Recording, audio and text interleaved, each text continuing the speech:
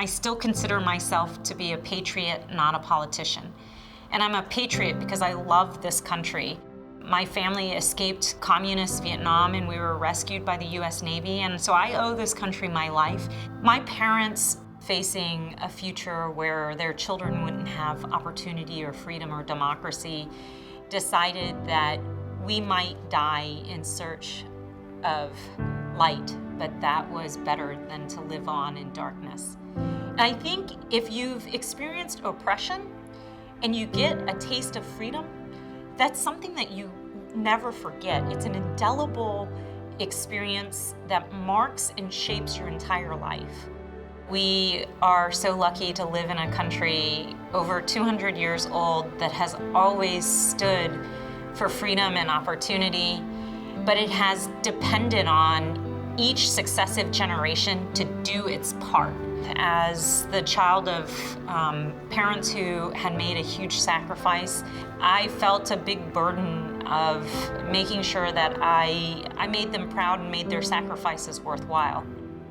It was Tuesday morning and I was in my office when the first plane hit the World Trade Center. And I remember the confusion, not being sure what had happened. And then the second plane hit, and it became clear that our country was under attack.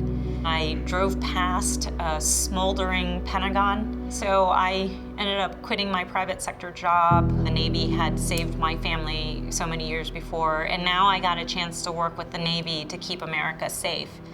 It felt like a very direct way to pay back the debt that my family owed this country.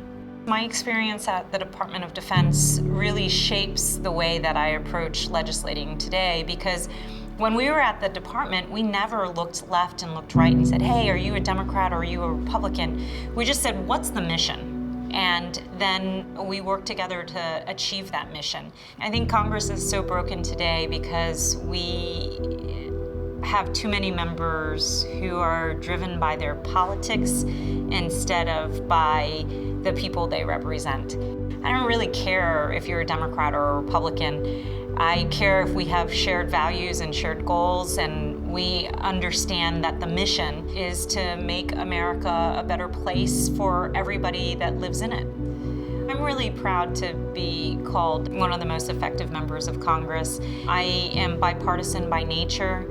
I care about actually getting real results. I am a proud capitalist and a proud Democrat. My parents sacrificed an awful lot escaping socialism, and I believe that our governance system and our economic system has made America powerful and the greatest country to live in the world. But we should still continue to make steps to make our capitalist system more fair for everyone in this democracy.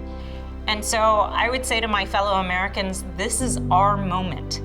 This is our moment to fight for the freedom and democracy and opportunity that our country stands for, and to ensure that we have the ability to pass that on to the next generation. You see so much goodness in this moment of crisis that, as dark as it may seem from our politics, you look to the people and you can't help but see optimism and what makes America strong and what is going to lead us out of this.